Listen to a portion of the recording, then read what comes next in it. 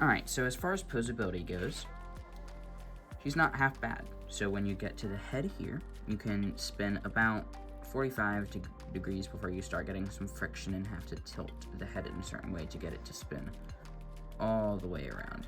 So yeah, and if you spin it too much in a certain way, the head can pop off. As far as looking up goes, when the neck joint is back, it can look up about that much. When you shift it forward a bit and then tilt back, you get a few extra degrees of looking uppish, I guess. Looking down with the neck joint forward, the neck joint back, same amount, but the head is more tucked backwards. Then the arms. So we have the shoulder piece here, which can spin to keep it out of the way of the posability. So the arm can go out almost 90 degrees. Obviously has a full 360 swivel. You have a bicep swivel, double jointed elbow. So joint 1 gets you to 90, joint 2 gets you that full 180 degrees, which is very nice. I love double jointed joints.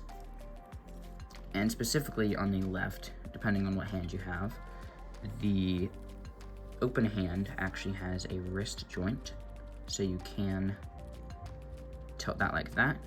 Obviously 360 degrees spinning, and you can push it in and out a bit, depending on what you want it to look like.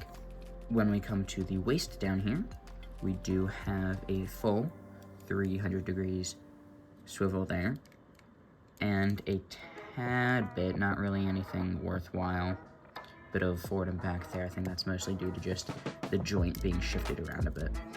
So this skirt armor right here can move out of the way, and your leg can get about to there before it tries to pop off the joint.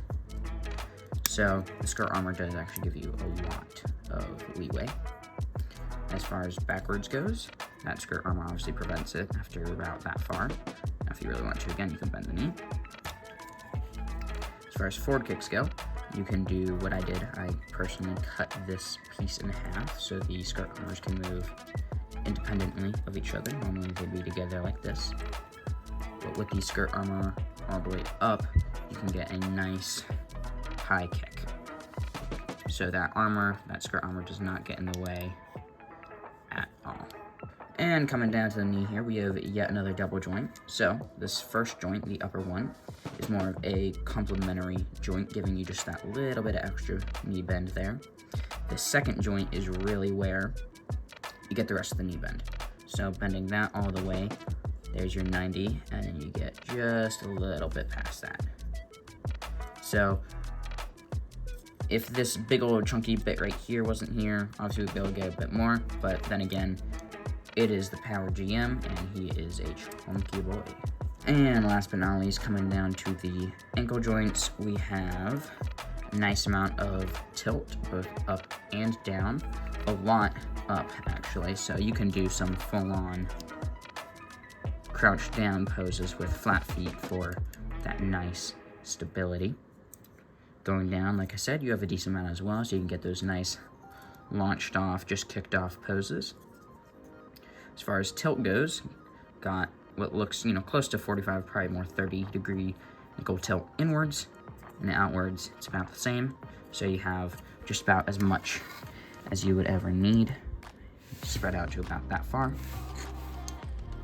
And then, obviously, the full 360, along with you have the little bit of movement there on the ankle skirt. Alrighty, now for accessories. Start off with our beam saber. We have, if you look on his backpack, nice little dedicated holder here for the saber. So pulling that out, get this nice little, not a whole lot of detail, very similar to the RX-78. If we pull out the beams, we actually get 2 of these, even though we only have 1 saber handle. So if you lose one of these, no problemo. So pop that in there. It is a very nice and tight fit, which I appreciate because I've had these fall out before. So there's your beam saber, and if we grab our fist here, slide that in nice and smooth, and holds it decently well. So pop off the hand there. Pop in that replacement hand. And there's your beam saber. Moving on to the guns, we have this little bullpup submachine gun, but nice little tiny gun that, sadly, when he's holding it, it pops out very easily. So it's something I've noticed about this kit. If I take his gun holding hand and I pop this into place, also you have to do the whole finagling of putting that there and then popping that into place over it. So when it's just like this, no problem, it has a little bit of wiggle room. But when you actually pop it into place on the figure itself, you'll notice it actually gets pushed up and there's lots of tension on that. And if you accidentally push on it the wrong way, okay, it's not, of course it doesn't do it the second I actually try to do it.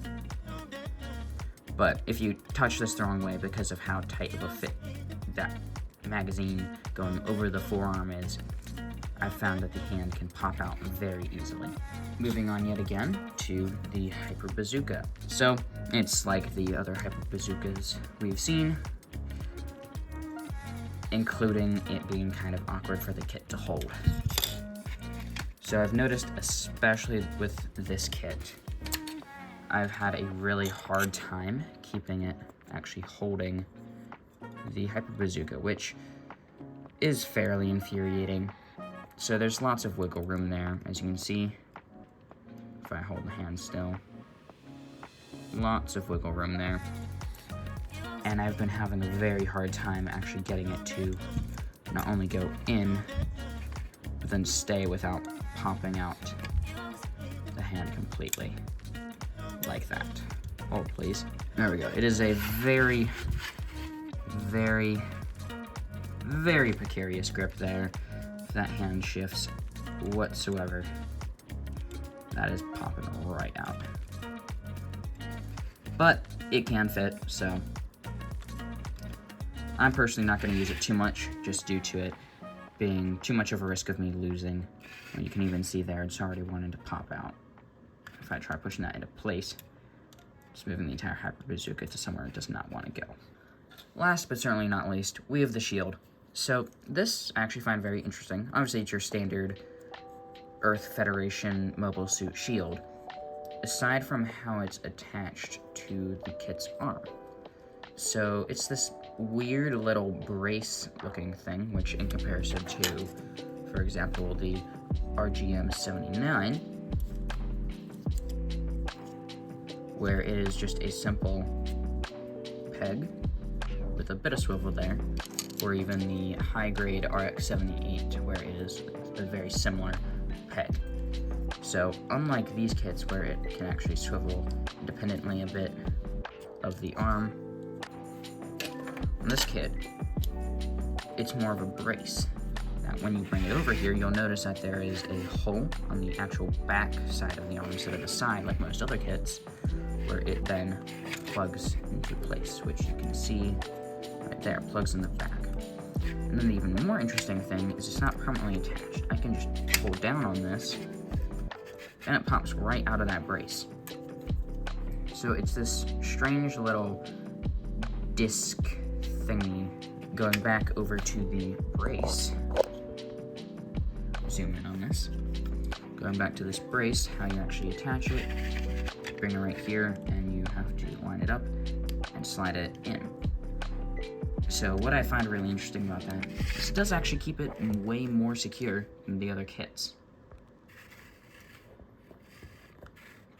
So that is the nice thing about this design. Like I said, the only other downside is that clip. It's a bit strange and can actually pop out if you try hard enough. But aside from that, the shield is actually great because it stays on there and stays in position much better than, for example, the RGM-79. Alright, so final thoughts on the kit. I personally really enjoyed it.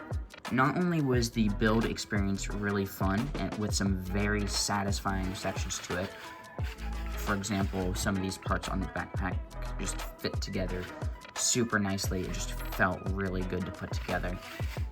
But it also has a good range of posability, has a good amount of accessories that are actually very well thought out, aside from the hyperposability. Once again, this thing doesn't get held very well. And its coloring is actually what it advertises on the box, unlike a certain blue, gray someone.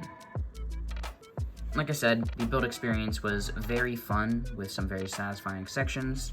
The posability is pretty great. Very minimal stickers across this entire kit. We have 1, 2, 3, and 4 stickers. These 2 were very easy to put on because it was very easy to line up because of the nice indented area made it very easy to line up the edges. Aside from right there, goofed that one just a little bit somehow. This sticker though really sucks. But the shield, I just wish that it wasn't shiny as to be so obvious, because when you shine a light on it, it very much stands out. So final thoughts on the kit. The build experience was very fun, has a good variety of accessories. It's actually colored as advertised, and it has minimal stickers.